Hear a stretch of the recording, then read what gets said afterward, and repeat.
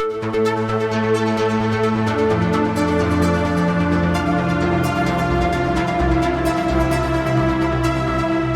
and welcome to the Sensibly Speaking podcast. This is Chris Shelton, the critical thinker at large.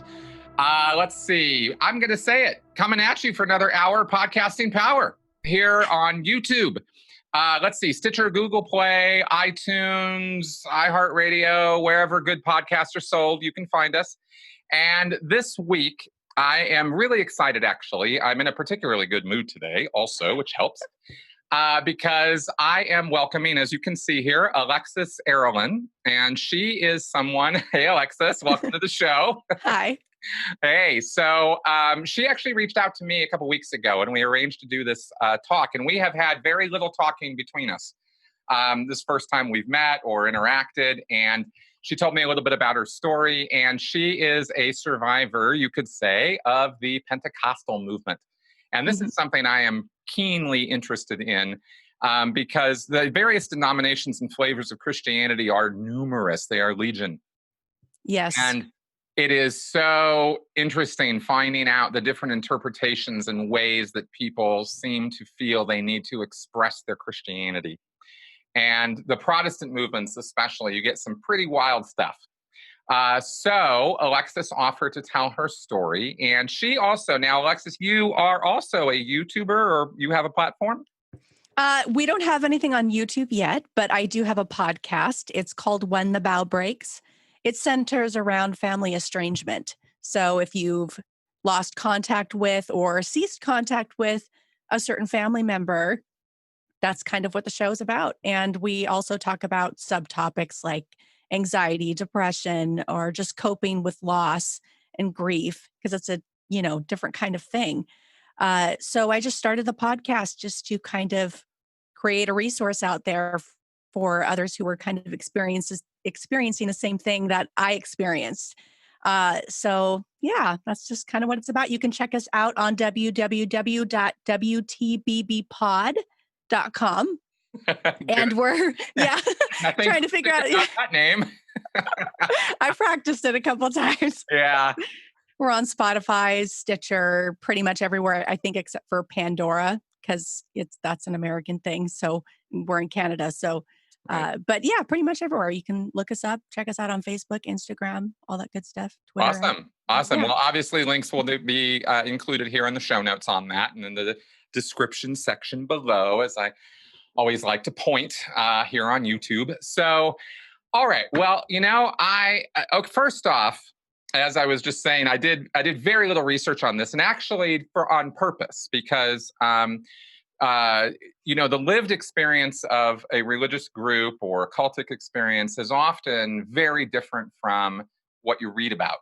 You look it up on Wikipedia, or you look these things up, or you go to the websites or the information that gets put out by some of these groups, and they paint a very rosy picture. Not Wikipedia so much, but when you try to go to these groups and say, hey, what do you guys are all about? Oh, nothing but sunlight and flowers and rainbows. It's beautiful here. You should join us. Join us. Yeah, right. But then the lived experience tends to be maybe not so many rainbows, maybe not so many flowers. So yeah, more like hellfire and brimstone. Right, sinners in the hands of an angry God. I love that stuff. I really actually kind of do. I like the literature of it. I like the phraseology, the wording, the way they put words together. I gotta say, I have admired some biblical literature. And obviously not even the original stuff. I mean, the original stuff is in some other language I don't even speak, can't even think with. But when it gets translated into English, you get some of these melodious phrases and, some of the stuff in the Psalms, some of the stuff in it, of course, Quentin Tarantino made up his own Ezekiel passage, but he made it up very similar to how it actually reads. You go look that stuff up, you're like, damn, this is some hardcore stuff here, And I was first introduced to it in high school reading Sinners in the Hands of an Angry God. It was presented to us as a literature piece, not a religious piece. Hardcore stuff, like you are going, like, God's pissed, man, and you better get with the program, right? He was, because he could come any second. Yeah, exactly. And you could end and if you die and there you are and it's day of judgment and it's going to be bad. Yeah. We really put it in this like extreme language. I mean, even sinners in the hands of an angry God, you picture this like, oh my God, Dangerous. So I've always kind of thought that was kind of fun and interesting from a language perspective, Uh-huh. Yeah. Language is key. Language is really important. And the way we word things can often be just as important, maybe sometimes more important than what we're saying, the content of what we're saying. Mm-hmm. Certainly has an effect on how we receive the information. Absolutely. Yeah. So anyway, enough about that. Let's talk about you. So what's the basic of your story? What happened? How did you get involved with Pentecostals? And let's start with that. How'd you get involved? Okay, so well, there's a lot of details to that. So I've kind of condensed my story a little bit just to make it easier for the episode. But both of my parents were raised Christian. My mother was raised Lutheran. My father, basically, his father was raised in an old country church. So they eventually immigrated or migrated to California, and there's a church on every corner there. And that was back in the Jesus movement. So churches were popping up everywhere. Everyone had a neighborhood church that they could walk to in my neighborhood. I grew up in Los Angeles. So to start there. Me too. Yeah. Oh, you did? Yeah. Awesome. Okay. So, like, can I ask whereabouts? Yeah. Right. I grew up about 5 minutes away from the Rose Bowl. Oh, awesome. Okay. I was in Long Beach. Okay. Or cool. Lakewood, to be more specific. Yeah. Been down there. Yep. Yeah. So that's where I'm from. Cool. And so, there was a church on every corner. So I grew up with a very religious family. Both my parents considered themselves to be ministers. They had 4 of us, and we traveled at different churches or missions or any place anyone would invite us to come, and we would sing and we would play music. That was our thing. We were kind of, a lot of people said, oh, like the Von Trapp family or whatever. More or less. Interesting. Yeah. That's actually their job. Yeah. Okay. Well, they didn't get paid. Well, we didn't really get paid for it, but sometimes people would give offerings of like blessing offerings or thank you offerings or things like that. But no, my parents just did this for free because this is what they felt God was calling them to do, was to minister and share their testimony. Wow. So that's what we did. And there's a lot to my story, but most of the Pentecostalism, the fundamentalism, things like that took place during my early childhood years. So my early development is basically really messed up because of, certain things that happened. But we ended up settling at a church. This is the one that I think caused the most damage to me psychologically, I guess. I did not have a good experience in this church. It was a Pentecostal church, but it wasn't so much the traditional form where everyone's got the bun and the long hair. And I'd been to churches like that, but our church was a little more modern. So we dressed modern. There wasn't really a whole lot of differences between us and the mainstream other than we spent the majority of our free time at church or with other people from church. I saw very little of Gentilism. My mother felt very, non-Christians. Right. My mother felt very uncomfortable with our neighbors because they weren't believers. And she would let me stay at so-and-so's house, but not this person's house, Right. For those discriminatory. Like let's actually say for just a second, just to clear this up with people, because I'm sure there's a lot of people listening who are kind of like, okay, Pentecostal, what? Yeah. Okay. So what's the fundamentals of that? What's that about? Okay, well, I'm going to give you my kids' perspective. Basically, they're very charismatic people. They believe in the baptism of the Holy Spirit, so speaking in tongues. Okay. If you are unfamiliar with speaking in tongues, basically the Spirit of God enters you and gives you another language that nobody apparently can understand except for God. And they encourage this. Fine, whatever. I'm not here to point fingers or blame the whole entire organization of what happened to me, because every church has their thing, right? Every Well, there's a organization lot has of, their yeah, little Pentecostal in and of itself can Mhm. have different Right. variations and interpretations within it. Do I have that Yes. right? Yeah. Okay. Right. Like, for example, some churches, they didn't have television. They wouldn't, they were more or less like, I would say more closer to being Mennonite or even Amish, some of them. Yeah. Uh, but our family was, like, again, they were more modern. And so you could wear, the teased hair. Maybe you were discouraged from wearing makeup or, things like that. Or if you had a boyfriend or a love interest, they had to be with a Bible within a Bible's length of you. You had to have enough space to fit the Bible next to you. A Bible. So, like, yeah. Is that a Bible? Let's see. Is that a Bible Oh, this way about or this no, way or this way? with like, yeah. The Oh, lengthwise. longest distance between you. I guess it depends on which church granny you ask, because they know all the Right. rules of courtship apparently in the Right. true Pentecostal church. But yeah, so I remember funny little things like that. Can Yeah, you they couldn't drink hold hands. coffee? Uh After church or before church, but never during church. Oh, sure. Sure. Yeah, of course, Alcohol? nowadays it's like they encourage that. They got coffee shops in front of churches. Hey, come in, have a cup Oh, of yeah. coffee. Come in. Oh, that was never allowed. I remember we were singing once on stage, and I guess someone had given me a stick of gum before we performed. And so I sang the whole entire thing with gum in my mouth, no problem. And my dad, he was a little bit embarrassed. He's like, I never knew a kid who could sing with gum in her mouth. There you go. But anyway, so little things like that. It was just kind of like no-nos in church. That was really mild. Getting up Yeah. to go to the bathroom, that was discouraged. Things like that during church. But got a little more extreme. So like on any given Sunday, I would walk into church, I'd be greeted, pleasantly greeted by, certain members of the church that would, were always there saying hello, handing out pamphlets or whatever, bulletins or, whatever, shaking your hand. Hello, hi, sister, so and so. It was brother, always sister or brother, so and so. We never really, we always acted like we were family. We were brothers and sisters in Christ, Right. because being accepted into God's family, we were a family now. Right. So we come And in, we're welcomed as family. that's exactly the kind of thing I'm talking about with the Uh language. huh.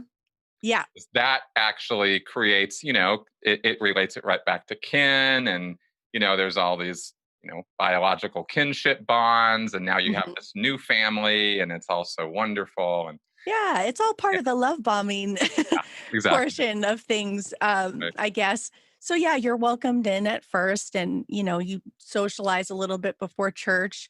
There's ushers that help you find a seat. Our church wasn't very big, so it wasn't very difficult. More or less, they were there to kind of police the church, make sure that the cars weren't being stolen out of the parking lot, because that A happened. My valid sister's problem in car was Los stolen. Angeles. Yes. Yeah, my sister's car was stolen in the church parking lot one Right. Sunday. It was a whole big dramatic thing at church, I remember one night. But, things like that. We'd walk in and there would always be singing to start, and it would always be something really fast and fun, and everyone's clapping their hands. There's tambourines, there's people shouting. Some people are dancing, running up and down the aisles, from time to time. I So it got all, I got to admit, for a church experience, that sounds like fun. it does sound like fun, doesn't it? Like if you're gonna do it, because Yes. I very briefly, I guess you could say, experimented. So many whatever with that word, but like when I was a teenager, Uh-huh. I had just barely gotten involved in Scientology. One of my friends was part of the Foursquare Church, and there was a youth group, and like for teens, and of course that's a place you could go meet girls, and so Uh-huh. I The went there. Foursquare Church, yes. Yeah, and I went there with him, and we had a youth pastor, and we would, hold hands. The first time I got to hold hands with a girl and Ooh. pray and all that sort of thing. But it was pretty boring. You go into the main church, and it was just dra dra dra dra dra for hours. Yeah, right. Uh-huh. Oh God, Sunday service, and I would look around, and people would just be flat out sleeping, just flat out, almost snoring. You know, it was really It's very, very, very boring. Yes. I very. spent some time in the Foursquare Church. Yeah. Oh, okay, there you go. So then you go to, you know, you hear about something like this, and you know, you go, well, yeah, the singing and you know the tongue thing, and you know, speaking in tongues, and that is a little bit like, okay, well, that's a little bit wild, but the getting up, the cheering, the you know, the really making it a kind of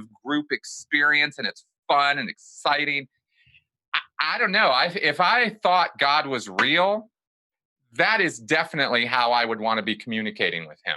Uh-huh. Yeah. Yeah. That's what we did. That was the first thing we did was we would get together as a family, we'd play music, we would yell, you know, so my family would lead the band more often than not. The pastor, he had a pretty decent voice, so he was up there, you know, up the pulpit singing, leading the music. I mean, it was great. I loved it. Right. I fell in love with Jesus when I was 7 years old during a worship service. And I accepted him into my heart when I was 7 years old during a worship service. Right. Music was something that, now looking back on it, was something that was used to stir up emotions Of course. in people Yep. and in me. And so, you know, all that sounds really fun. Like we would get up and we would go out to our Sunday school classroom. And while we would do that, the whole church, they would sing a song, like a kid's song. Hmm. I can't remember, trying to think of some, but they would say, they would sing this song and we would all get up and leave because we were supposed to be really excited to go to Sunday school, Mhm. right? We were going to go have our class and have the Bible be interpreted in a way we could understand. Because we didn't like the King James stuff that, you know, as an adult, you and I both like find very interesting, the language, you know, and stuff like that of, you know, of the actual Bible. But as a kid, you know, those are hard to understand. So, you know, they start with little stories like, oh, Jesus loves you. Right. And it's like, oh, this God's son, he loves me. Yeah. In comes the That's indoctrination. Let the mhm. indoctrination begin. Immediately, Right. immediately. The Right. first thing they tell you is Jesus loves you. That's the first song that you learn as a kid when you're growing up in a Christian home, especially Pentecostals, Jesus loves you. Is it There's Jesus loves me? This I know. Blah blah blah.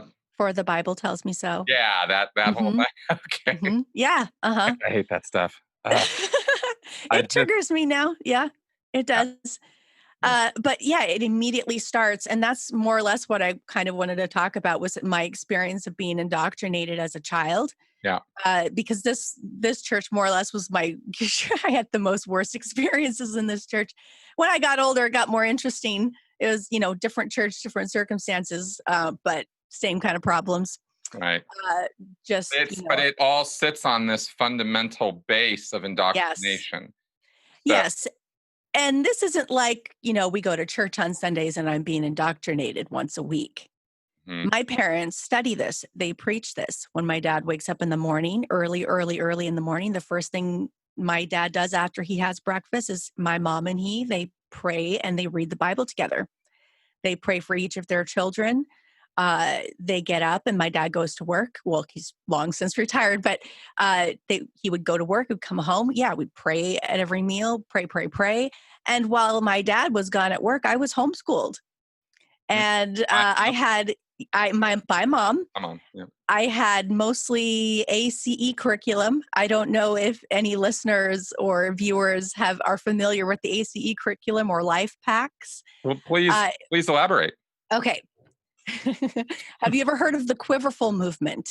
Oh yes. Yes, In this is fact, basically connected okay. with that. So, Right. yeah, I would just say everyone do your research about that because it's really interesting. Well, as a matter of fact, you can do your research right here on my channel because Yes. the single most popular video I've ever posted was an interview with a survivor of the Gothard homeschooling cult Oh, system. wow. Yes, yes. And I think I saw that one. yeah, that was with Christiana, and she and I just had a conversation. This was years ago. I did this with her.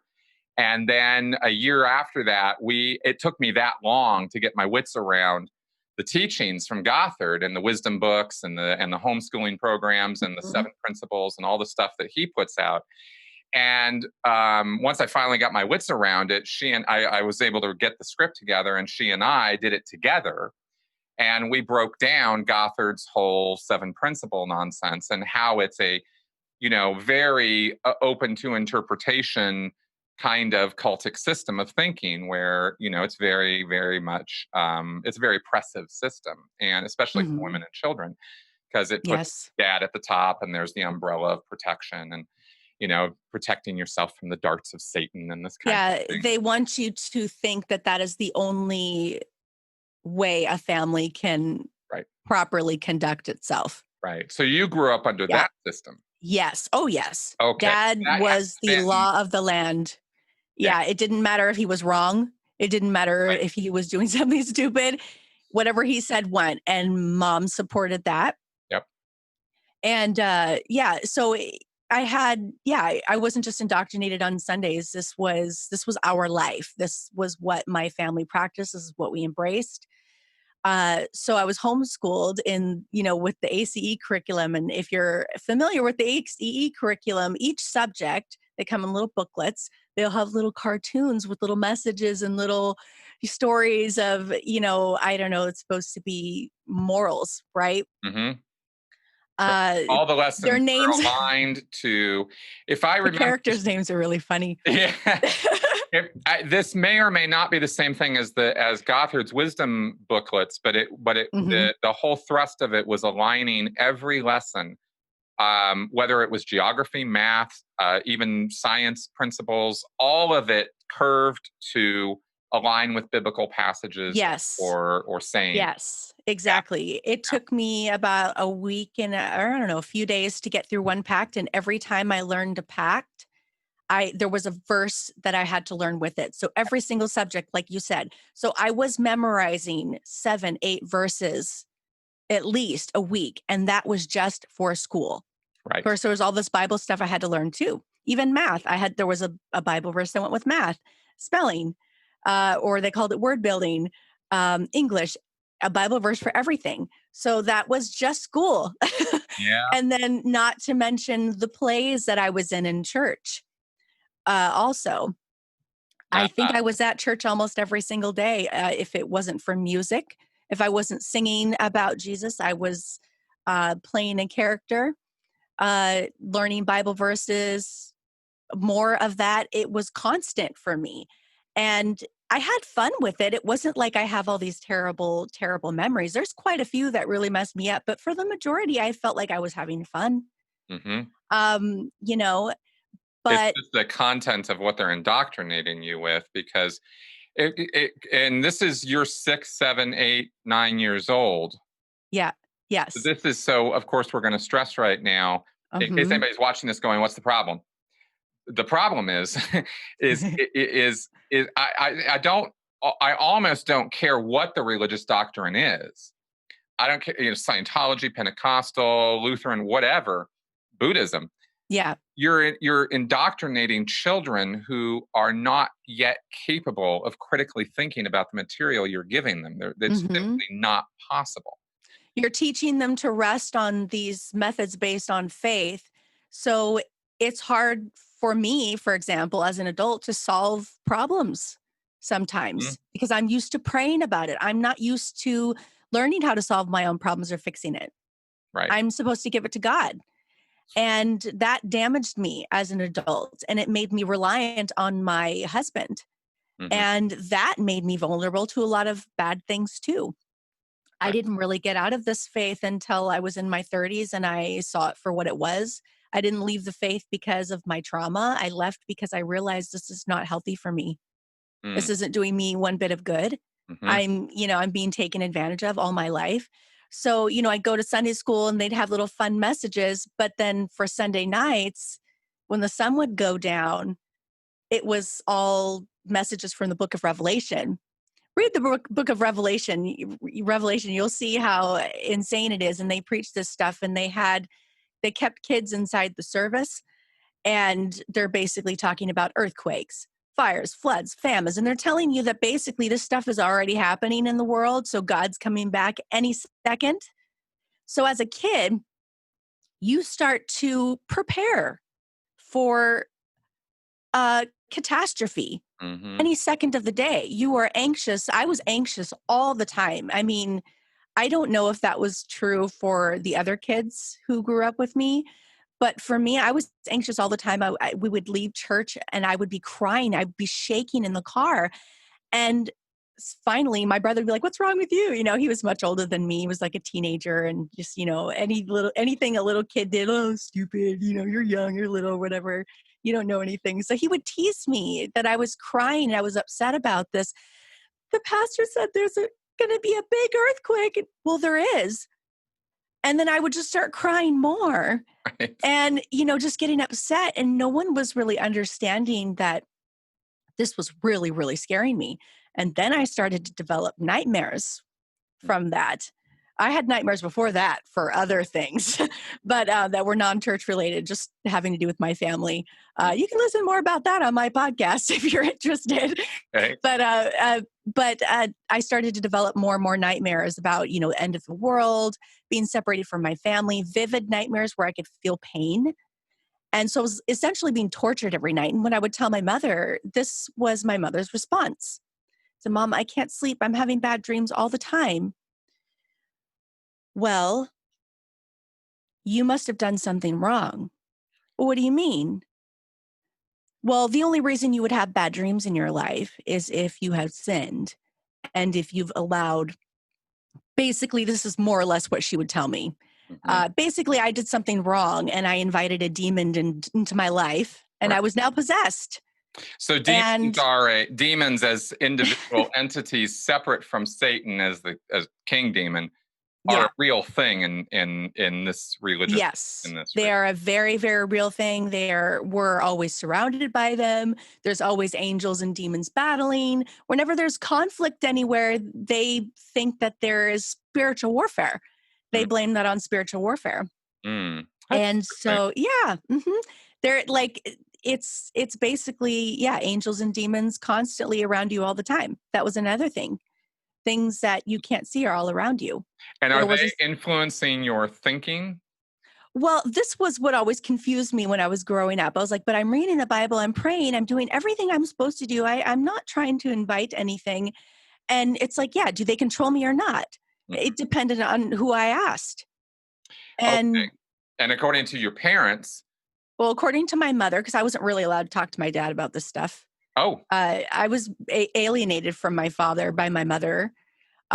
She didn't want me talking to him because my mother, she basically more or less abusive and neglectful, but she had mental illness, so undiagnosed mental illness. So I don't really blame her for a lot of those things now. You know, I've accepted those things, but that was more having to do with her personality.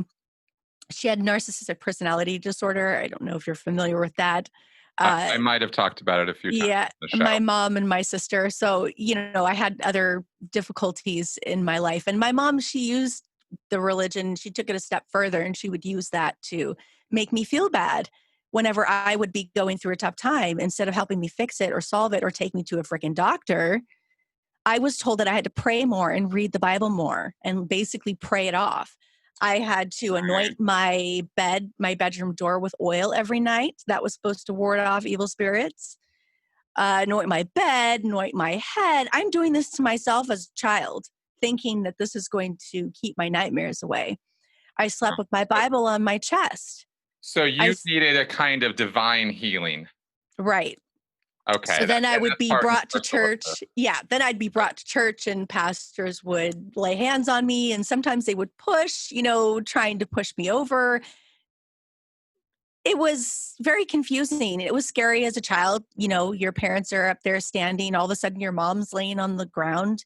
She doesn't look like she's hurt, but why is she laying on the ground?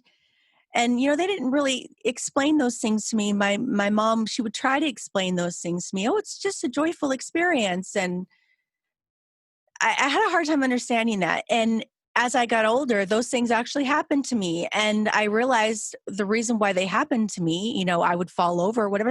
I was already conditioned. Right. As someone in the audience. Right. Hypnotists do this. Magicians do this. They condition people. They manipulate the situation to make you feel something with music, or they say a phrase over and over that makes you think, oh, I'm allowing this to happen. So yeah, So that was basically, my experience growing up was a lot of hell, fire, and brimstone messages, things like that.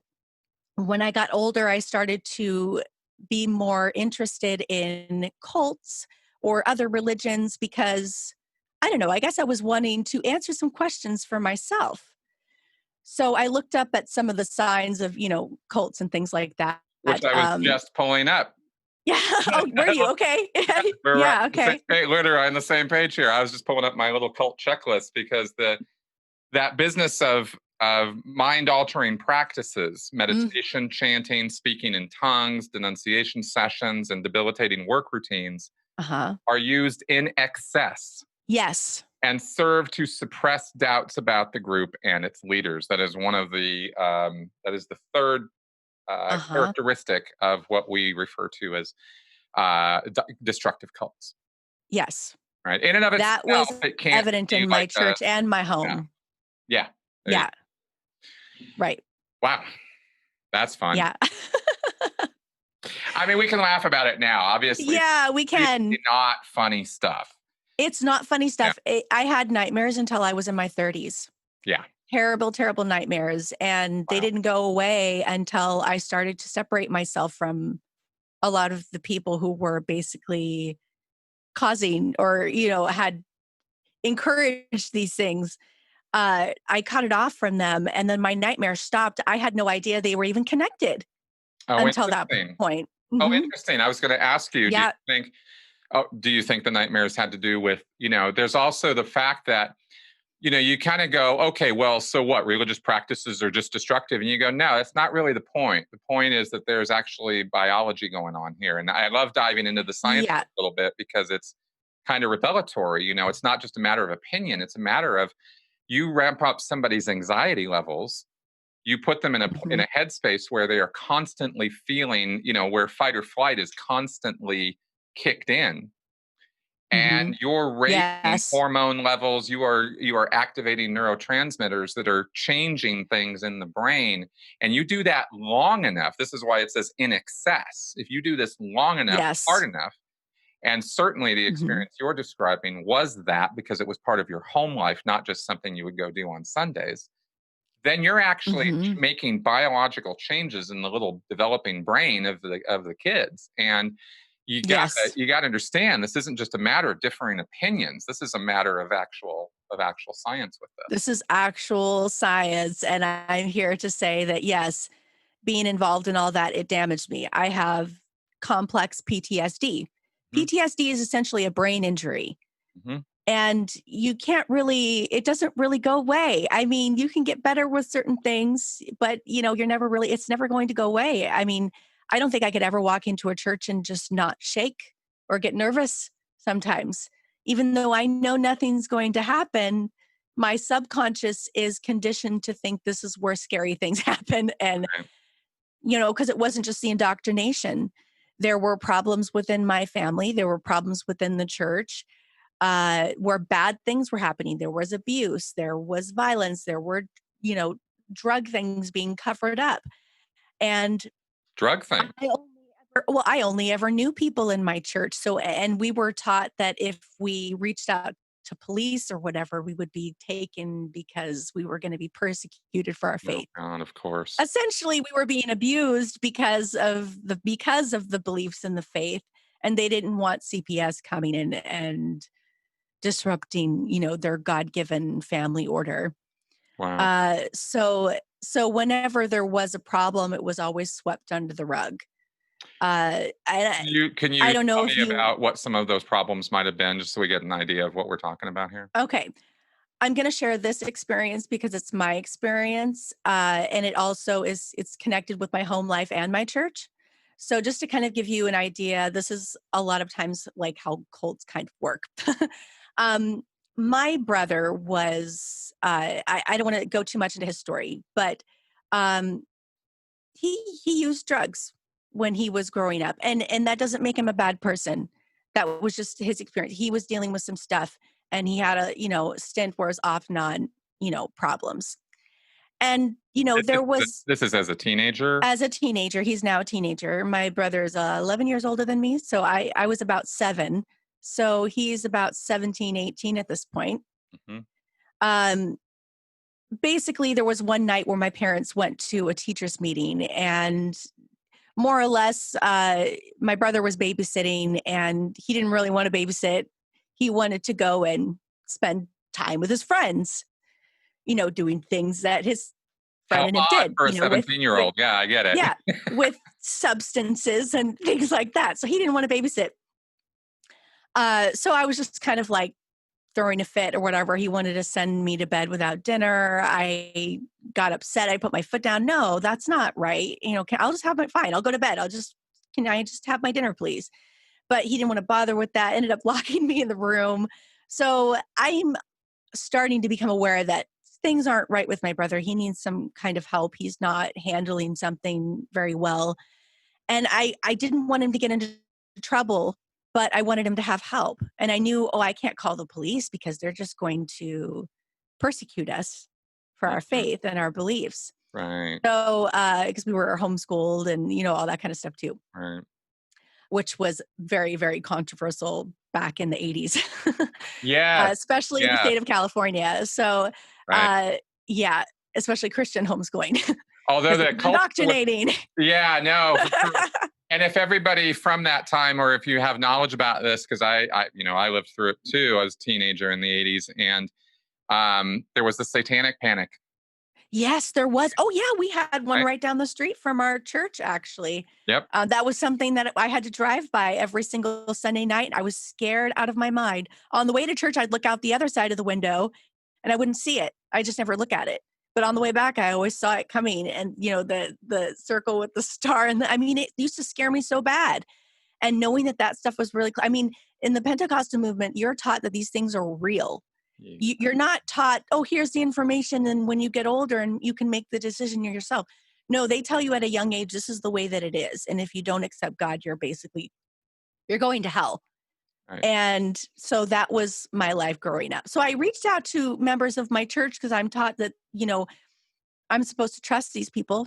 They're my Sunday school teachers. They're people who love me. They're my family, my brother, my sister in Christ. So I basically call them, not knowing that they're all at the same teachers meeting.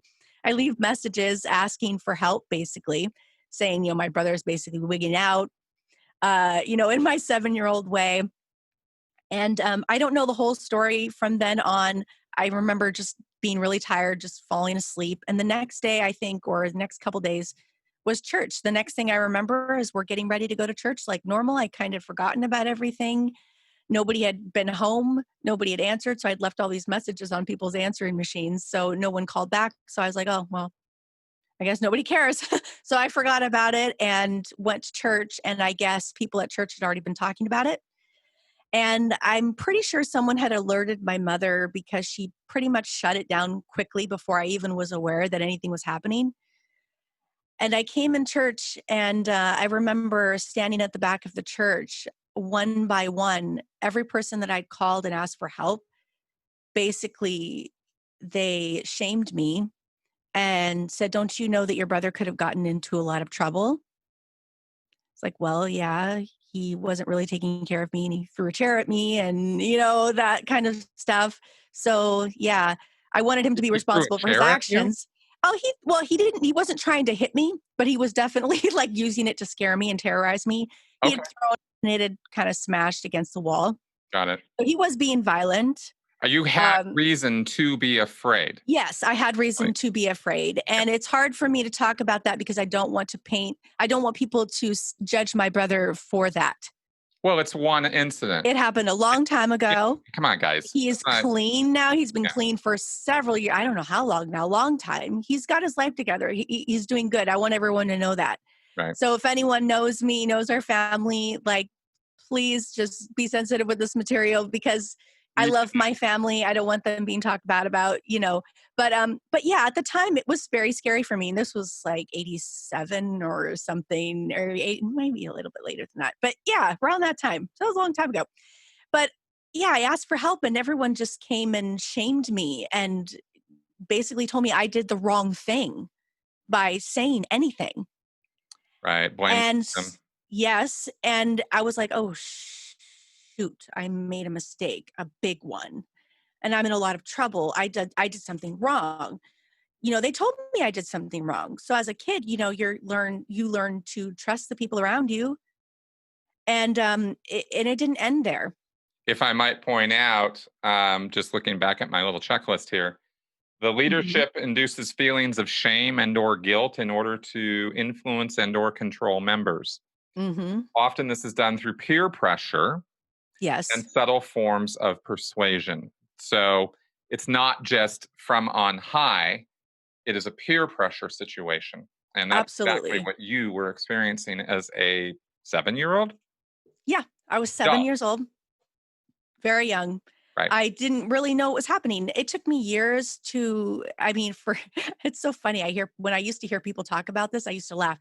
But having, mental blocks where you don't remember anything from a certain time period, I had that. I didn't think I remembered anything from when I was 7 years old, but I do. I just didn't like going there because I felt like nothing happened. And then I started to go back and pick at my memories. I was like, oh, I remember exactly what happened when I was 7. I was basically ostracized or, shamed publicly. And then because I was homeschooled, my mother, she not only grounded me, I wasn't allowed to use the phone, of course. I wasn't allowed to see any friends, which the only friends I saw were at church, pretty much. I wasn't allowed to go to the neighbors at all. I was still expected to go to church on Sunday, but I was not allowed to talk about things that happened at home. And not just that, but my mother, she basically stopped taking care of me. In what way? How did that? Um, I remember being 7 and having my mother just being at home, but not really taking care of me. I remember learning to do my own laundry. Our house was a hoarder house. It was not a nice house. My mother had serious mental problems. Mm. And my father, he was a Vietnam vet, so he had PTSD from that. So it wasn't a very, healthy functioning home. And being Pentecostal, we did not believe in mainstream therapy or counseling of any sort outside of the church. Right. That's another thing. If you have any problems, if you're in a cult or whatever, they don't want you seeking help outside of the group. Right. Exactly. Yeah. Do you So think it that's was another thing. because of your dad's experiences in the war? Is that what got him involved in this or turned up the volume on it? Just kidding. I'm just asking. I don't know. I mean, it's possible because I know that a lot of people of the Christian faith, when they're at their darkest moments, they seek God. And, uh, I don't doubt that that's part of it. I don't think that was my father's motivation. Okay. Because that's how he kind of grew up too. My grandfather, he was very involved in the church. He passed when I was 5, but he was very involved in the church. He played music too. So more or less kind of had the same upbringing that I did, uh, but with less physical abuse. I was abused, but I wasn't physically abused all the time. I was spanked, Oh, because sure. that's another thing that, they definitely were all for in the Pentecostal movement, spanking your kids. My dad spanked me when I did something wrong. Okay. And was that with the rod? No, he would just use his hand. Okay. He was a big guy, All so right. he didn't need anything extra. My mom, she was smaller and daintier, so it was with whatever she could find that was lying around, like a hairbrush or a coat hanger. I mean, I laugh about it now because it's kind of funny, but it's not good. It's not healthy. It didn't help me at all. It Right. just made me more upset and angry. I was like, why can't we solve this problem without anybody having to be hit? Right. Exactly. Well, there's this. I've definitely gone on rants about that as well, but it's been a while, so I'll do it again. Mm-hmm. That child abuse. It's not this okay. spanking nonsense it's total horseshit. I mean, it really Yes. is. It is just straight up child abuse. You do not Yes. beat someone into being a better person. It always goes the other direction, and you can actually create. And again, this has to do with chemical processes in the body. It's not about, the bruises that you're leaving, which in and of themselves are traumatic enough Mm-hmm. and are going to be remembered. I mean, I was going to comment earlier as well on the things that you remember when you're 7. Well, what are you remembering? So, probably the same kind of stuff I'm remembering. The shame incidents, the times of pain, the times where your life felt threatened, where you felt, like there was Unsafe. danger. Yes. Unsafe, right? Yes. Those are the Yes. things that stick up here, not the nice, pleasant Yeah. moments all the time. So, Yes. And so yeah. you're just laying that in on your kid. And, and there are people who think, well, sometimes you got to give them a swat or something. And I'm kind of like, I get it. I think it's lazy parenting. But yeah, That's what my partner says. He's like, it's lazy parenting. If you exactly. can't solve this problem without hitting your kid, he's like, what parent doesn't ever just, oh gosh, I wish I could just smack him. But, because that's our human nature. We just, come on. Well, But, there's a lot it's of still adults not who want to okay. smack too. But how come I don't Right. smack them? Guess what? Because they're going to smack me back. Yeah. And a 7-year Yeah. old isn't. Yeah. And if that's the differentiation, if that's the judgment factor as to why you can beat up on this kid and you don't beat up on people in your environment that you want to smack, adults, then the problem's Yeah. you, Yep. not the kid. Yeah. Yeah. So I had spanking. And like I said, my dad, he spanked me in the biblical way if I had disobeyed or whatever.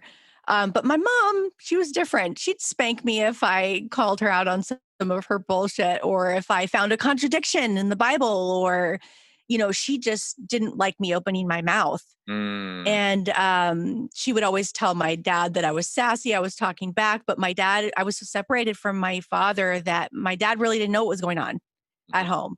So I couldn't go to him and stuff like that. So that made it more difficult.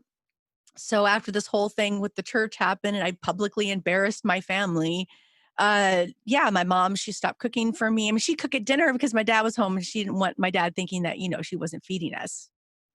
So, but I mean, Wow. breakfast and lunch, I was completely on my own. I was 7 years old, learning how to use a gas stove by unattended with cast iron pan, trying to make a grilled cheese sandwich, things like that. And it was just me and it was my schoolwork. I knew what I had to do with my schoolwork.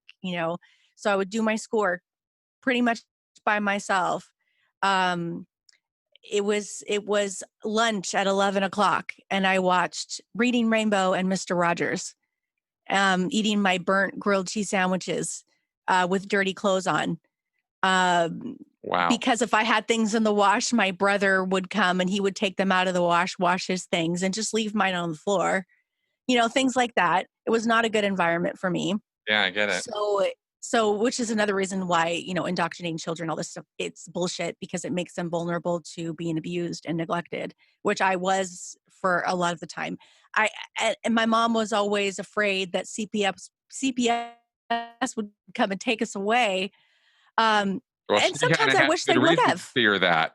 Yeah, There are exactly. times I wish I would have. Yeah. But but there are also days I think maybe I was in the best place I could have been Mm. too. Mm-hmm. So I struggled with that for a long time. And yeah, also when I was 7 years old, I was at home. The only time I was allowed to use the phone was when people would call for my brother and, his friends around the corner with, the substances and things like that. Um, his friend would call on the phone and he would talk kind of nasty to me, knowing that nobody else could hear. And I would always tell my mother, I don't like talking to him. I feel uncomfortable. And, I didn't say I was uncomfortable, but like, however, a 7-year-old says, I don't like him, he just rubbed me the wrong way. But my mom, she would be like, oh, he's just kidding or whatever. I said, yeah, but he's asking me when I can go on a date with him, and stuff like that. And, she didn't care. I was pretty much required to answer the phone when my brother's friend would call. And I would always try to tell them that this guy is icky and I don't like him and I don't like talking to him. And I don't feel like I should have to. So that was hard too. So it was like a little bit of like indoctrination from church being kept at home because I brought shame onto the church or caused a problem for the church. I'm essentially being punished just, justifiably according to the Pentecostal group. Wow. Have you talked with your brother about this as adults? No, I never actually got the opportunity. I'm very open to the opportunity, but it wasn't like he and I had a bad relationship over that. We did have a pretty good relationship in our, in a few years ago. That's another story. I lost some contact with my family members basically because I broke away from the church and also realizing my own trauma. Mm-hmm. And it started to leak out onto my kids. So I detached myself from my family because of that. Mm. They were starting to do kind of the same things to my kids that they were doing, that they had done to me. And Mm. they were tolerating some of the same things, and it was triggering me. And I said, no, no, no, no, we're not doing this. That's when a light bulb went off, and that's when all these memories started coming back. And that's when my PTSD really got fun, was in my 30s when I had 4 children. I was still in the church Right. and still more or less raising my children the same way. I was not happy, and I made some major changes. I stepped out of the church, went to therapy, got diagnosed with the PTSD, tried to get, cope with that. And then I was estranged. And then I lost contact with my family because I couldn't be around them.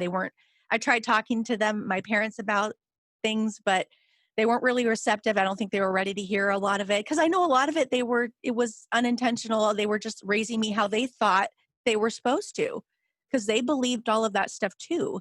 They weren't just using the religion to abuse me. They really believed that they were doing the right thing as parents. And so I had to go through a lot of letting go of certain things, certain hangups that I had with them.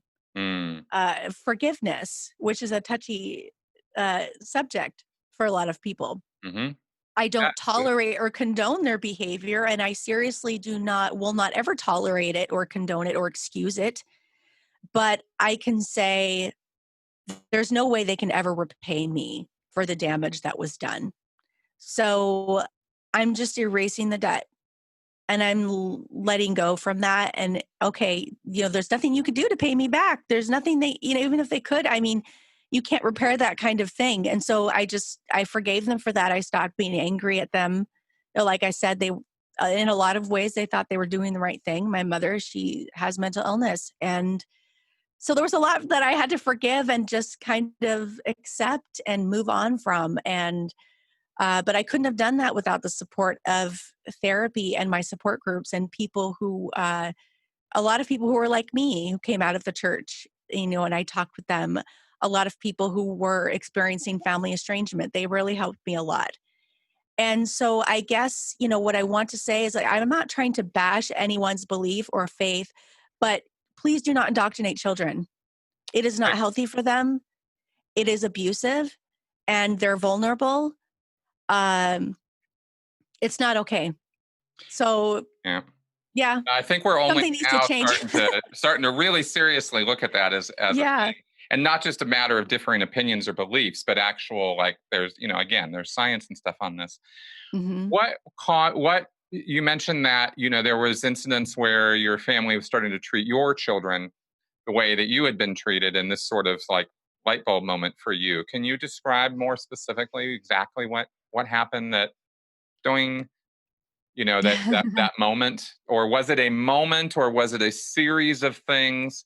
For me, having been raised in Scientology and having been gone all in on it, I mean, really, Uh-huh. as far as you can, for decades. Oh, it, I nerded out on your podcast like oh, a few years ago. Watched so many things. Yeah, all that stuff yeah, is really, really interesting. yeah, it's pretty wild stuff.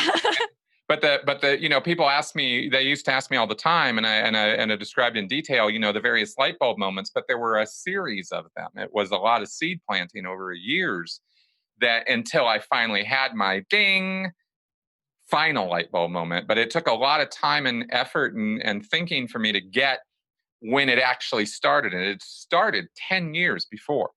Uh-huh. Yeah. First sort of big, wait a second, something's wrong here. But okay, well, it's wrong. I see that it's wrong. I'm not going to say it's not wrong, but look at all this good. So I need to keep going Right. until, build up, build up, build up, build up. And I'm a slow There's a learner. dangling carrot. Yeah. Yeah, yeah, yeah. And Uh-huh. I was a real slow learner, right? And the indoctrination was deep. I mean, I'd grown up with it like you did. So how did that path work for you? Um, yeah, like you said, I started questioning the faith, when I was a child, because I was studying the Bible so dang much. I saw, how could you not trip across some contradictions and, things like that.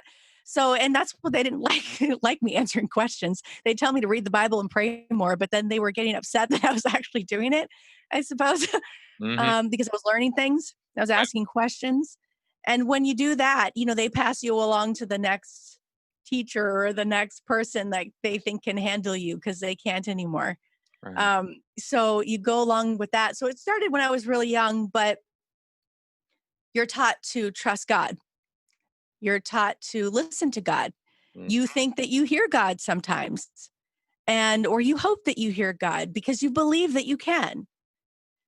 And, and so, but then as an adult, I started realizing, I've been doing this for so long. I don't feel like it's helping me. I feel like it's only making things worse. The most hurt and pain I have ever gone through in my entire life has a connection with the church. And I've been sexually harassed. I was sexually harassed as a teenager in another church, and it went on for years, and no one did a thing. It was a fairly big church. It was Foursquare, actually. And so it was just things like that that are just constantly being tolerated. I was like, whether or not this God exists, I can't be in a religion that condones this kind of behavior. I can't do it. Mm-hmm. I can't see what happened to me happen to my kids. So that's kind of where it started. I was like, I just don't want to be a part of this anymore. I didn't really give a shit. Sorry, can I cuss on Oh, this please. show? Yeah, no, I didn't you really give already a shit opened the whether door it a while exists. ago. Yeah, we're good. Okay, so I didn't really give a shit whether this God existed. He's very narcissistic and abusive. He condones slavery. He condones sexism, racism. If you want to, what's that Bible that has where it lists all the contradictions? It's actually really fun. Whether you're a Christian or not, you should read it. It shows the Analytical Bible. I can't remember. I gotta ask. I've I not should have heard of written this. that down. I'm interested myself. Yeah. If you look up like biblical contradictions, Mm. something, I think you'll find it. But it's really, really interesting. And I was like, oh, these are the questions I had when I was a kid. Oh, look, they're answered in another chapter and they give a completely different answer. So it's like if you really, really actually read your Bible and dig deep, you're going to find this stuff for yourself and you're going to realize that most of it is all set up just to control you and think about who actually put the Bible together. Do you Mm. know? Oh, Do well, I know it research. was a Yeah. lot of people over a lot of periods of time. Yeah. Well, the actual writings and things like that, but some people say Constantine, Mm. Mm. stuff like that. So, there's a lot of there's a lot of political things if you really do your research Mm. surrounding the Bible and what was happening at that time. Mm. And if Christians believe that the earth is only more or less 7,000 a couple years of that. old, the young Earth guy. Right. Yeah. Right. And it was, how Enoch was supposedly 900 something years old. It's like, well, that would have meant that he was around when Jesus still lived after the flood. So did he die in the flood? So you start asking yourself these Yeah. questions. Lots of Yeah. questions. Exactly. And Because if you, Noah was a few hundred years old too, right? like 900 Yeah, or like something some like ridiculous that. number. Yeah. Yeah. And then after a while, God supposedly punished the people and said, okay, you're not allowed to live that long anymore. Right. But anyway. I'm sure that's exactly how it went down. Well, Right. I think, and obviously, we're going to sit here and rag on this. Yeah. This is because of a literal interpretation. Yes. If you want to, it's a whole different conversation to me. If you want to have a conversation about the moral principles of the Bible, or the allegories of the Bible, or Yeah. the things that are there to be learned, because I think that there are some contributions that have been made by this body of literature, right? This morass of mix up of legends and stories that go back way all the way back. I think it's, as a piece of literature, as a piece of history, there's a lot of valid conversation to have about it. It's when you cross this line to, oh no, that is God's literal truth. It's right. he said it. We were the conduit. We wrote it down and put it in a bunch of jars and found them years later and put it all together, and here it is, and we've got the inspired work. And let's ignore this manuscript and this manuscript and this manuscript. We won't talk about those because those don't fit in with this already contradictory narrative. And we won't talk about the psychotic tendencies of the Old Testament versus the New Testament and all of that basic problem. No. It's all just literal truth, and you just have to pray on it. And when you cross that line that I think most of us in the atheist world or agnostic world go, "Are you guys out of your minds? What are you talking about?" And that's where Right. kind of I think that's where people lose the plot on it. Yeah. The vast majority of people are not that. Mm-hmm. Yeah. You know? Well, that was the thing. It was like the difference between me and my other friend who, she just went to church on Sundays, Mm-hmm. with her family. Mm-hmm. And, they weren't getting beat at home. They were allowed to attend public school, and they weren't told that, their daughters weren't told that they had to be wives and moms. That's right. That's the only thing you're good for. Did you have rock music? Did you have music censorship? Okay. Yeah, I did. Well, yes. But it was like if I had my own radio in my room, there wasn't really a whole lot my mom could do about it. Oh, okay. So they You did know, they gave you a little bit of leash. we were all musicians, so to not have a radio, that would have been insane in our family. So Oh, yeah, we definitely okay. listened to the radio and things like that. I think I was maybe a young teenager when I first started listening to secular music other than like music from the 50s and 60s, Mm-hmm. which is what I listened to all growing up, was like the oldie station. Uh, uh, um, Lawrence what was Welk. it? I'm trying to remember. No, well, that was one of them. Right. Lawrence Welk. Uh, my mom liked the Big Joe Polka Show because she grew up in the Midwest and all her family did polka. But we're getting way off topic here. But let's see, what was that? Oh, yeah, oldie station. It wasn't until I was older where I started listening to more secular music. And but I was also a worship leader in the church until I was in my 30s. And so the majority of music I was listening to, even as an adult, was Christian music. It was hymns and it was Okay. contemporary Christian Okay. music. Like the Gothard guys, the Duggars, for example, and nothing with an African beat, they say, right? Nothing with a rhythm, nothing with a. It depends which church you go to. Right. That's why I was Yeah, curious. That's why. some it's only voices. I had an Yeah. ex-boyfriend whose church they were only allowed to sing, so they just had the little, "Whoo," and then they would sing. No clapping, no instruments of any kind. Right. But in our church, we were allowed to have music. But yeah, there weren't any drums. You Right. know, in the Right. Pentecostal church, you didn't need drums. You had the stomping of the feet anyway. The Right. people dancing around, and it was too loud, and you didn't want to scare the old people. It varied when you went to church. Different Yeah. churches. So sometimes we had drums, sometimes we didn't. But it wasn't until I started to break away from the church that I started listening to, let's see what music there is. Lady Gaga. I'd never listened to any of her stuff. And I actually, I loved the Joanne album. Adele, I never listened to her stuff, which I was like, how was I living without Adele? And I did some, a lot of exploring of the world, seeing what was really out there and knowing that it wasn't such a scary place. And all those people were a lot nicer to me than my family had treated me. So I was like, okay, this is, much safer environment for me to be. Right. I still get anxious uh, walking into a bar.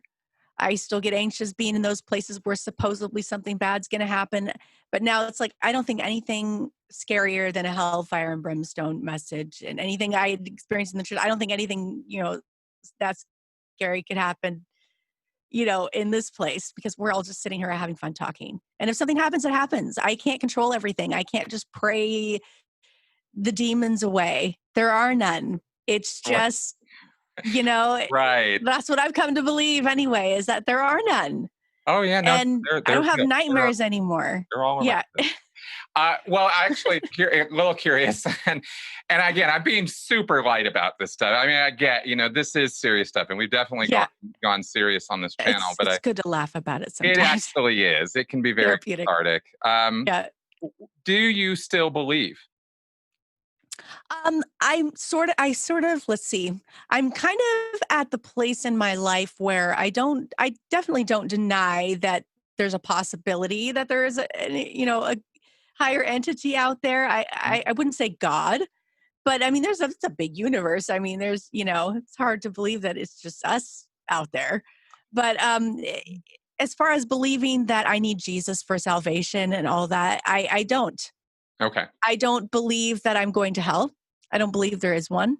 Mm-hmm. I don't really believe in a heaven. I don't believe in, I believe that the earth regenerates its own energy. If you pass, eventually you'll become part of other living creatures. Yeah, But we're I all started. don't, yeah, but that doesn't necessarily mean that I believe in reincarnation. Right. So I don't deny the existence of a God, but right now I don't really see that there is one. But it doesn't bother me. Mhm. I'm not afraid anymore. I don't have that fear that I had for so long. Like I said, my nightmares are gone. I have better functioning relationships. I have more confidence when I work. I'm working full time, which for years I couldn't because I was so, messed up Mm. with dealing with my trauma. I dealt with, severe depression, anxiety, coming out of the church and realizing, all this stuff and how, I was denied public, education. I still have no college degree, but I plan on enrolling sometime this year. So, hopefully y'all can bug me and, keep me accountable for that because I really do want to go back, but I am nervous because I've never been in a public school system. But it's like I'm, pushing 40 now. I think it's, let's not wait too much longer. So yeah, Yeah, that's there's kind a of where lot of I'm at right now. cool. No, it's cool. It's good. Yeah. I was just curious, Yeah. Yeah, it's I mean, people are going to want to think they were whatever they're going to want to think, but Mhm. I wanted to ask about that. I guess I was sort of thinking, parents parents are funny. Yeah. I mean, They're learning right as they go. well, You know? exactly. Yeah. There's a lot going on there. I mean, you have kids, you know how Yes. it is. You Mhm. think it's going to be this way, and then it, of course, it's completely not that way. It's a totally different way, right? Yes. And you think, and then you think but of course, then there's other things where you think, okay, well, this and this, and yeah, it is that and that. Mhm. And and it's funny because there's so many factors. There's so much push pull in our heads. You described with your father as a sort of cycle of abuse where he's raised this way, then he raises you this way. He marries a woman I who, raised my kids that way for a time. right, Yes. Yeah. so it's sort of this cyclic thing, and it's really hard to bust out of it. And these light bulb moments don't just happen. They sort of build and take some time, Yes. and without counseling or even awareness of the fact that it exists, or that there is a thing called a mind, and there is a thing called trauma, and there is a thing called abuse, and these are real things. Like, even getting up to just acknowledging that can sometimes be a huge milestone, Right. when you're in this perpetuated cycle of Mhm. generation after generation. And Yes. that's part of the problem with this, because I believe that, that by far, I believe the vast majority of parents, have a kid and feel nothing but overwhelming love for this little being that they have created. It just floods you. It's when it's there. I had my own unique experience with that, which was very unfortunate. But at Mhm. least now I'm back in touch with my kid. But I wasn't there when he was born. I didn't get Mhm. any of that. He was literally on the other side of the planet. So my Wow. experience with this is very different than what most people experience. But I appreciate the experience of what it's like to be a parent and how hard that can be. And especially when you're piling on this multi-generational, sort of abusive teaching. Right. And that's the that's the struggle that we have. And I push back, not from the point of view of, look, you evil parents, you're just being a bunch of meh, Right. or like, look, can we recognize that you're part of a process, and you have the freedom of will and choice to make decisions about that now, based on new information that maybe your parents and your grandparents, and certainly their grandparents, did not have access to. you know Exactly. and Exactly. that's why I want to, that's sort of the, I think that's when I'm in my best moments, that's the best attitude I have about that. But I wanted to know what you thought about that, Oh, as absolutely. I mean, the Pentecostals would say there's generational curses, but no, like you said, it's really just a cycle and it continues. And if I want to look back on each of my parents and how they grew up and how they were raised and how their parents were raised, again, yeah, it's been passed down and none of them had formal education outside of Bible school, maybe. So their lack of education was phenomenal. And I mean, people would ask me growing up all the time, they'd ask me if I knew who Michael Jackson was because they weren't sure if I knew who Michael Jackson was. It's like, well, come on. I know who Michael Jackson is, but yeah, I don't really know any of his songs. But I've seen him on TV, or, I know of him and I've heard his music, but I couldn't tell you any of it, um, stuff like that. So and also, my dad had trauma, my mother had trauma. And so not just stuff from the church, but they had their own trauma that was, again, not dealt with. And when you don't deal with your trauma, you can't really cope with day-to-day life. And when you can't cope, you don't treat people in your life very well. And that can happen. And so it is an abusive cycle. And that's why I eventually had to cut ties with my family because they weren't interested in talking about that. They weren't interested in counseling or therapy because I wanted to have a good relationship with my family. I did not want to leave them. That was the last thing on my mind. I never even knew that was an option because then I would have been the prodigal daughter. And and essentially I was, when I left, I was treated that way. I had people contacting me who hadn't seen me since I was 7 years old, telling me what a horrible daughter I was for just, not communicating with my parents. But I'd sent them several letters explaining to them why I was basically taking a step back and saying, hey, if you want to reconnect with me, I'm fine with that. But we need to do this through counseling. You need to see a counselor for your own, by yourself. And after you've done that, then maybe we'll come and get together and talk. So that was kind of like my ultimatum, I guess, because there was a lot of things to talk about. And I didn't feel safe in the conversation because, again, my mother was very narcissistic. And when you know someone who's very narcissistic, it's almost impossible for anything to go your way or, comfortably, or it doesn't come back on you somehow. And so I didn't feel safe to enter in any, communication with them without a therapist present. Uh, No, that makes so sense given what you've described in terms of your family life and upbringing and right. stuff. Hmm.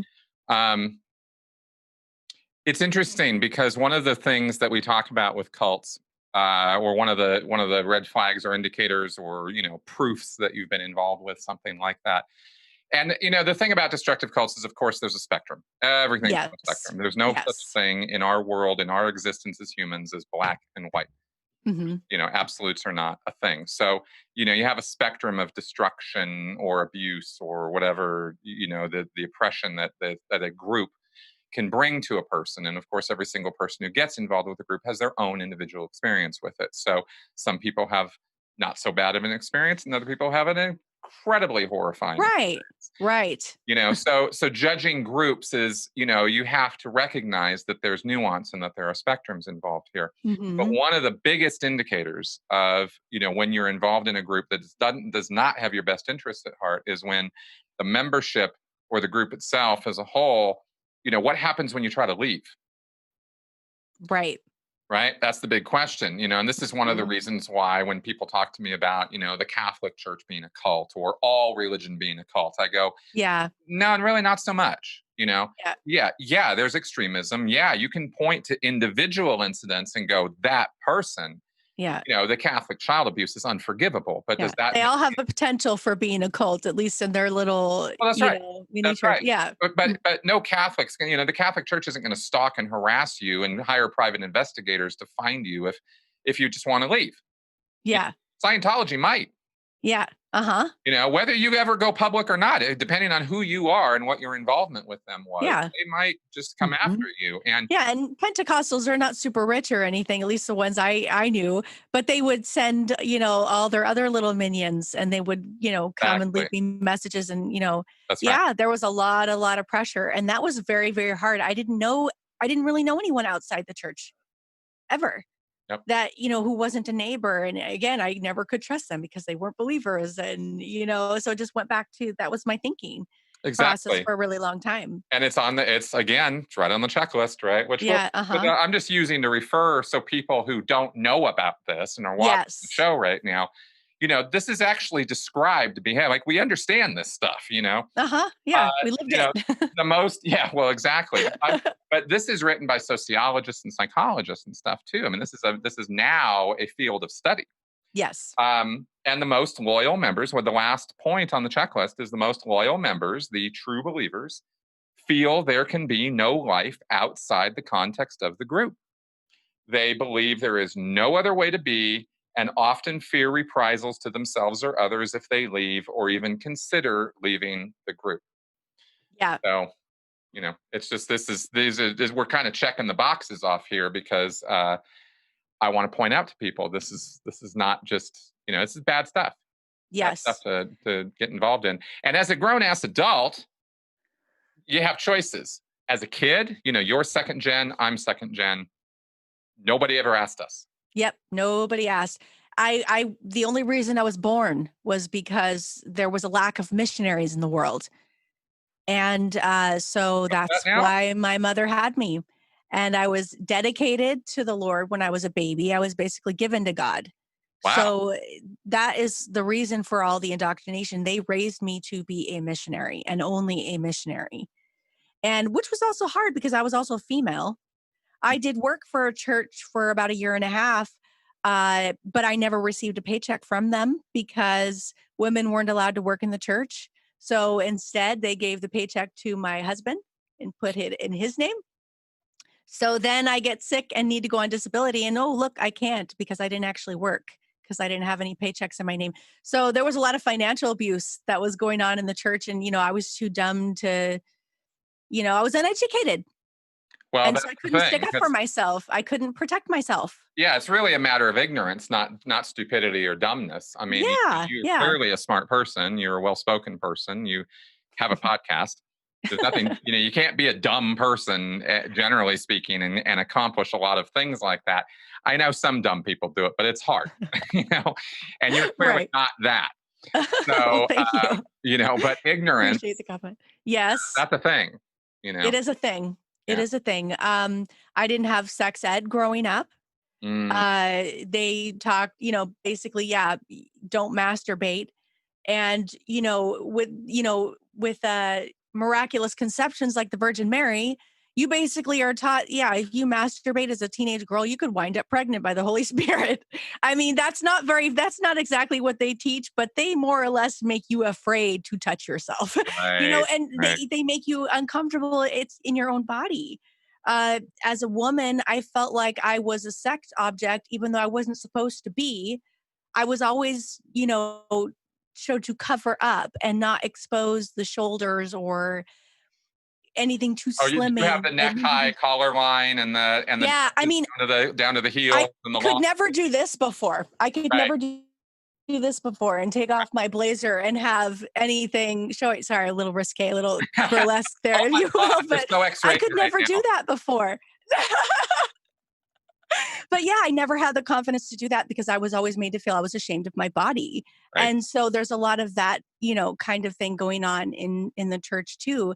And if you're stalked by someone who finds you attractive, well, you must be doing something to cause them to stumble. And they make it the woman's responsibility when a man comes onto them. And it's very frustrating because then you ask for help, no one helps you.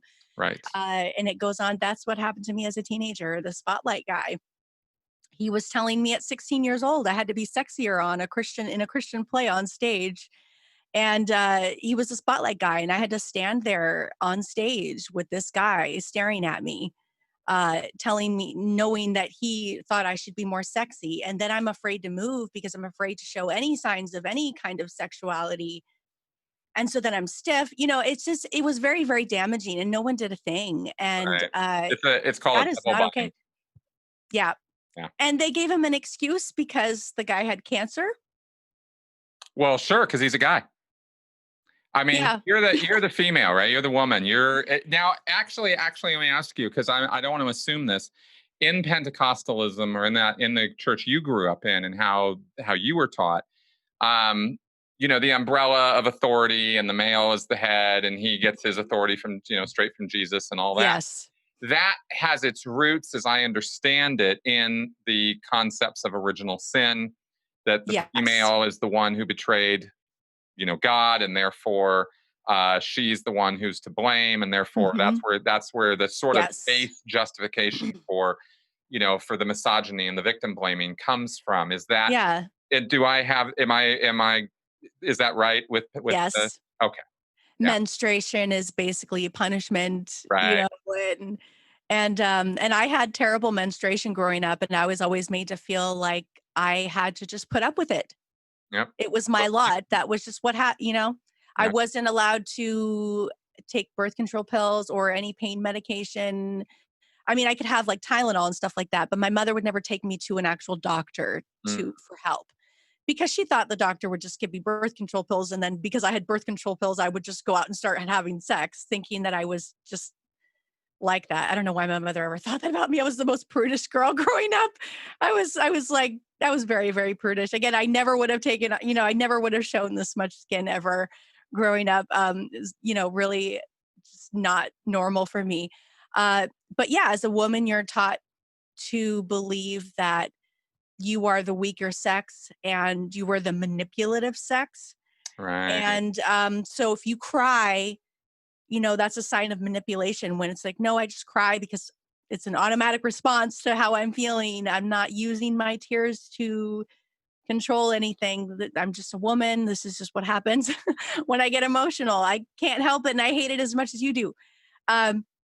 So yeah, I was all growing up, I was taught, don't you dare cry. And I still have a hard time. I cry sometimes, even when when there's nothing really to cry about, because there's still that fear there. Oh my gosh, don't cry, don't cry. And then I'll cry, and it's like, oh God, so, it's my trauma coming back, because I'm so afraid to cry that I cry, just thinking about it, just trying to hold it back. And it's like I'm punishing myself. Yeah. Because I still think that I shouldn't cry, that it's wrong somehow. So, things like that. Learning cars, that was a man thing.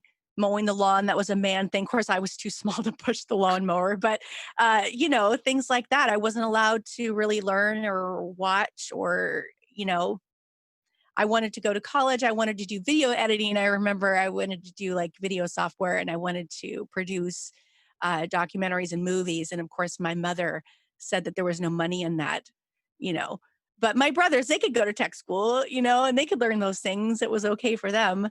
Neither one of them graduated, but, so there was a lot of definite misogynist, sexist role, those gender roles. Absolutely. I mean, I didn't know what else to do when I finished high school. So I got married. I got married when I was 21, just a few months after I turned 21. And then I had my first child at, 22, almost 23. Mm-hmm. It's so long now. Getting right to it. Yeah. It's like, I'm trying to think now, because it's her birthday today. How many years? Yeah, I had 4 children in 6 years. 4 children in 6 years. Of course, the last 2 were twins, so that's how I did that. But yeah, I felt pressured to have all these children, right away. That was another thing. Pentecostals Quiver full? Not all of them, but I was raised, more or less like that. You want a lot of kids. Yeah, my mother was one of 7. My dad was one of 5, but my mother's cousins, they have I want to say about as much as the Duggars have, more or less. Some of my cousins have more. Some of them have. Yeah, my cousin. I have a couple cousins there. They've had, I think, 12, 13 now. Damn. I'm not sure. I've lost track. Damn. And some of their kids are already having babies. Yeah, it's crazy, man. My mom came from a Catholic family. She was the oldest of 9. Ooh. And I think my dad was hard role. And my dad was in there at I think he's got 7 or 8 siblings. I mean, big families. They were Midwest raised. Yes. And it's not just the Quiverful folks that are into this, but as a religious teaching, have lots of kids. That's the Quiverful thing. In case you guys are wondering what that's up. up with Mhm. that quivers, like all the arrows in your quiver being like translated as a kid, and you can Yes. have lots of them, for God. Yeah, they don't believe in birth control, Right? Right? God's your birth control. yeah, If God wants you to have a abstinence. kid, you're having it. Yeah, or abstinence, Yeah, exactly. which is kind of tough when you're married. Right? Why be married? Why? I mean, oh Kind of a man. boring relationship if there's not none of that going on. But then it But becomes yeah, kind a of lot. reproduction is the basis of morale. It's just like Yes. thing. So I can't tell you how many homeschooling families I knew who had oodles of children. I yeah, remember one family, they had 6 girls and they needed that boy, because girls weren't exactly good enough and yeah, couldn't really carry on the name. So they just kept having more kids, and some of them, I mean, it baffles me sometimes because I was on my way there myself. Had I not had endometriosis, I would have had more. I would have had more if I could have, because I thought that that's what my job, that's what I was raised to do. that's right. Um, was be the caregiver and take care of everyone and use my talents to serve Jesus, and but I missed out a lot in my life. Yeah, I missed out on education. I missed out on certain relationships. I married a man too young, and who was also in the same faith. And so when I ended my marriage with him, that was also hard because he's still in the movement, and we co-parent our children. And so he raises them his way and I raise them my way, and it doesn't always work. And it's frustrating as a parent sometimes, but we're working that out, and we're trying to find a common ground and making sure that the children aren't being indoctrinated, but they are in fact being given a choice. Because he is very aware of the damage that happened to me. I don't want to smack talk my ex or anything like that, because he went through a lot of that with me. And, he was the one who uh, pointed out that, hey, you haven't had any nightmares since you stopped talking to so and so. It's like, oh, that's true. That's funny. I didn't even think of that. And every time that person comes back into my life, the nightmares come back. So he made that connection for me. I used to throw up every time my family would come over for like a family dinner. I didn't realize that. Why am I getting sick? And he's like, you only get this way when your family comes over. And so he was kind of helping me connect the dots. So he basically got me from point A to point B, but we no longer believe the same thing. So our marriage just doesn't work anymore. So that's one thing. So we do what we can. It's difficult, hmm and I worry about my kids. I do. hmm But the rule stands that they don't have to go to church if they don't want to. good, So, good. yeah, that's good enough for me. It's a start. It I exactly. never had that choice. It was every Sunday, Wednesday, Sunday morning and night. And oh gosh, as I got older, there was just more indoctrination. Like, we don't have to get back into all that stuff again. But I was at church pretty much every day. Well, that's the And thing, yeah, because you did have the unfortunately more unique experience of being raised by people who consider themselves ministers, who were yeah, hardcore, hmm really all the way in. And fortunately, like I said, yeah, there's spectrums here. hmm Would I was about to ask you something, and yes, this has to do just get it just on that quiverful thing, or kind of curious within the Pentecostal experience that you've had. One thing I noticed when I was doing the Gothard work was the surprising fact to me, initially surprising fact that it was mostly women writing these books, pushing this dogma and pushing these messaging. All the blogs are run by women. The Duggars blog is yes. run by the mom, not Papa Duggar. And um, and I find that fascinating. I sort of assume they're probably second gens. hmm That cycle of continuing belief. Because you don't want to think that a woman would purposefully choose to enter an oppressive, misogynistic system. But I don't know. You Maybe they don't do, maybe think? they don't. You don't realize that you're in it, especially if you were raised in it. You really truly Right. believe, and I really did feel like that was my place in life, was to be a mother, and only a mother and a wife, and to support my husband in his ministry. Mm, Um so you grow up, you believe that this is true, that this is God ordained, that this is the way that things should be. And so dad goes out and makes the money, which is the norm. In the Pentecostal movement, mom stays home with the kids, and she is the one who takes over the teachings, and she rears the children, and dad is supposed to basically be there as a disciplinary and as a leader. So yeah. Um, so when you grow up and like you said, it's like, are these women choosing this? It's like, I was so far into it when I was in my 30s. I wasn't aware at the time that I was indoctrinating my own children and setting them up for the same kind of harm Right. that was in store for me when I was a child.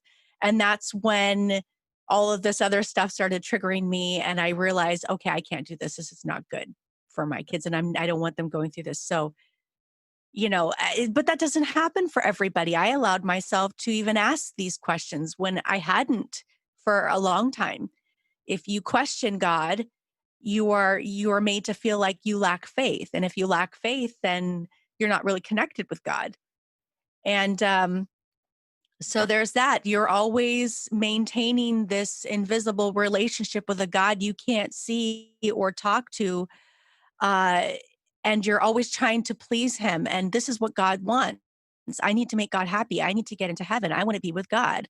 I want all of the suffering to be over, because apparently, and we're also taught to suffer for the church and suffer for our families. So again, if anything happens that's difficult or whatever, we're expected to just deal with it. Right. All part of God's plan. All part of God's plan. And if you're gay, demons. see ya, Oh yeah. And that was another thing too. I mean, several of my family members came out. I identify as bi, or whatever, I could go either way. But, and that was something I never acknowledged growing up because I was made to feel that it was wrong and I was ashamed. I was like, but this is who I am. And if God made me who I am, why would he make me in a way he doesn't like? Well, that's a damn good question. I wonder why he would do that. Yeah. And is he supposed to fix me? Because all of this reading the Bible and praying isn't really fixing things, fixing that part about me. So then I just learned to accept myself the way I am. And, I don't need a God in order to do that. I don't need anybody else to tell me that I'm okay. I've learned to be okay with who I am, not giving a care what anybody else thinks. Their feelings are not my responsibility. My feelings are my responsibility. My choices are my responsibility. So as an adult in my 30s, now that I'm aware of all this stuff, I have to make the decision, don't go there. Don't tolerate this kind of stuff.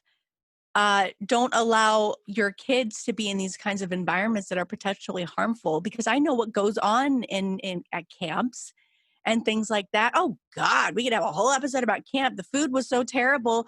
We spent our free time standing in line at the snack food bar because the food made everyone sick. So it's like, we've got Bible study, we've got this, we have to play these vigorous games and this and this lined up. And then we have lunch. Nobody eats, everyone pukes. We all throw our stuff into the buckets. And then we all use our free time to get food that's somewhat substantial. That's abusive. Kind of reminds me of being in the keyboard. Oh, I know. I was going to say, no, watching your videos about your experience on the Sea Org really helped me. I was like, shit, I'm not very much different from this guy in some of my experiences. And just, the indoctrination, the constant push to do these things.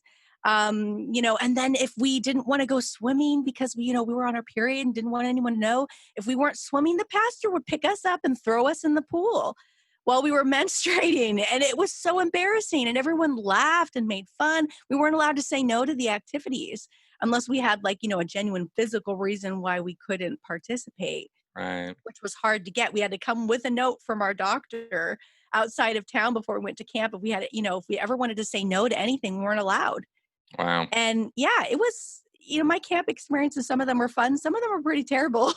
Yeah, sounds like it. And it's the patterns of abuse that are same from one of these groups to the next that I think, one, is fascinating, I Yeah. think people are fascinated by this, by these behavior patterns and these sort of templates you can sort of lay over these groups, which is, as I said, reflected in these checklists or reflected in the writings of, Lifton and thought reform and, authoritarian systems. And Yes. you look at this stuff and you just go, Jesus Christ, it really can manifest anywhere. It can manifest in Uh-huh. your family, it can manifest in a relationship, At or it can work. manifest at work. Yeah. Exactly. You can end up Uh-huh. working in a situation where the boss is just a tyrant and creates this kind of situation because you have to kowtow to him and et cetera, et cetera.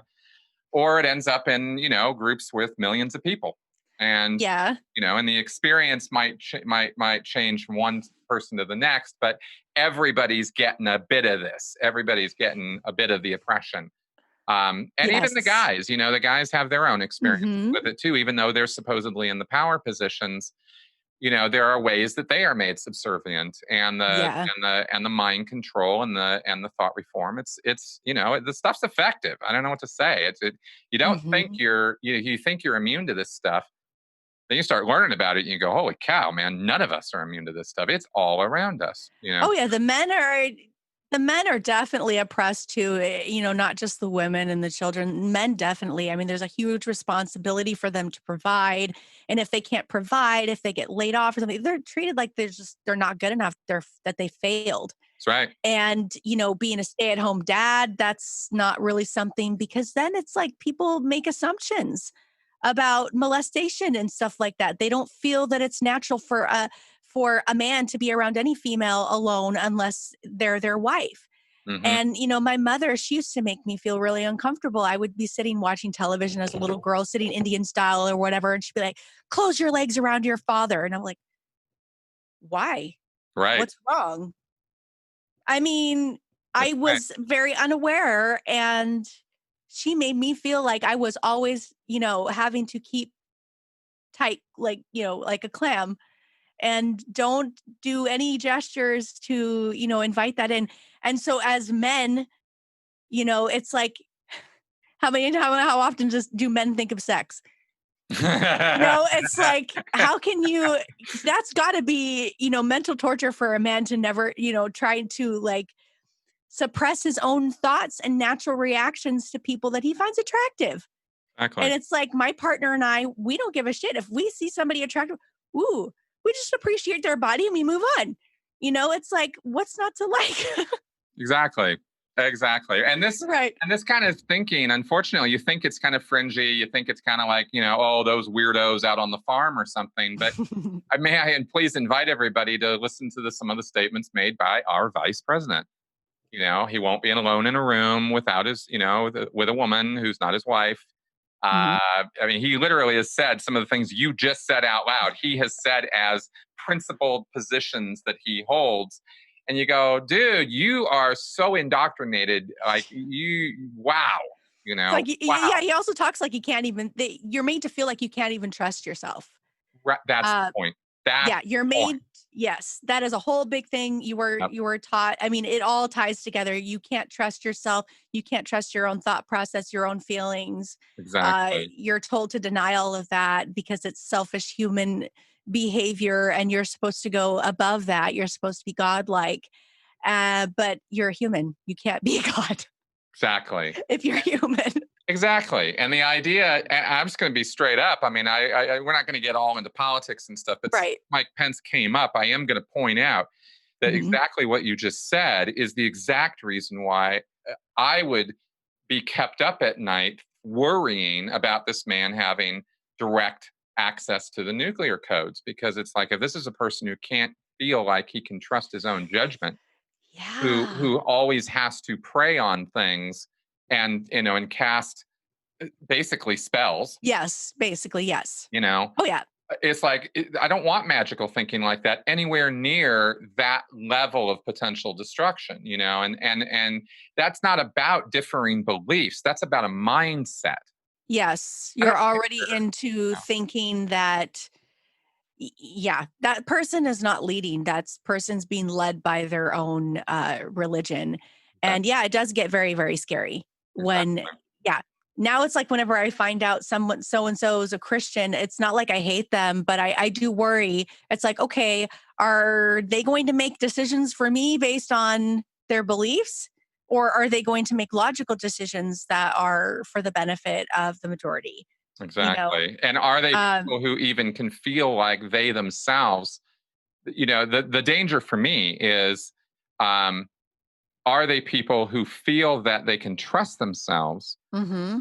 Or are they people who literally believe there's a demon on their shoulder whispering in their ear and they have to somehow resist that temptation or something? That's where I just They go, pray and wait, God will fix it. yeah, exactly. So that's my little segue into there. So let me ask you this, and maybe we can move toward wrapping up, because I think we've covered a lot of really interesting stuff here. We did. I think we did. This has been fascinating, as exactly as I hoped and thought. It's been fun. So, yeah. Let me ask you this. Where are you going now? You got this podcast? Obviously, it's pretty clear to everybody now why the topic of your podcast is what it is. So yes. Where does this go? How long have you been doing that? And where do you see yourself in 5 years? Well, I see myself podcasting for a long time. Yep. Growing up in a musical family, I learned how to mix. I learned how to lay down tracks. So I used those tools, not having a formal education, I used the tools that I did acquire growing up to produce a podcast. And the only reason I did it was because I wanted to create a resource that wasn't really around when I started this podcast. Now there are more podcasts talking about this topic, which gets me really excited. But when I started, there wasn't really any at all. And so I just had some encouragement from people in my support groups. And so people call in the show and they talk about their experience with going no contact with a family member. Some are adult children who no longer speak to their parents for whatever reason. Some are siblings. Some are adult parents, who haven't seen their children or talked with. Some of them are coming out of religion. Dave Warnock's been on my show. I don't know. I mean, he's a fascinating guy. He shares his story of estrangement coming out of his faith, and, his deconversion. And so there's a lot of interesting stories, but we also have therapists and counselors who, offer tips and things like that. So I just really wanted to just create a resource for people, and it's growing. We're expanding. We have a co-host. I actually met my partner on my show. He was one of my guests, and so we started collaborating. And podcasting changed my life. I've met so many great people, and I'm really thankful I got to meet you today, because like I said, I used to nerd out on your show all the time when I was coming out of this, because I was learning things, and I was like, oh God, I feel like I was a part of a cult too. And I see that similarity, and yeah, this is bad. It really, really helped me. So I want to say thank you. But if anyone wants to go to my podcast, it's When the Bow Breaks podcast. It's on Spotify, iTunes, all that. Where good podcasts are sold. Yeah. Yes, pretty much everywhere. Exactly. Awesome. Well, really cool. And I really do wish you the best of luck with this. And, I encourage everybody to check you out. You check out your podcast there, and let's go ahead and wrap up this conversation, but always leave the door open for more in the future. Absolutely. It's been great. Thank you, Chris, for having me. Awesome. It's been great talking to you. Folks out there who are listening, I'm going to now give my usual end of show pitch here, which is that if you find this show entertaining, education, and informative, please consider joining me on Patreon. It is the thing that keeps this show going and allows me to continue doing this job.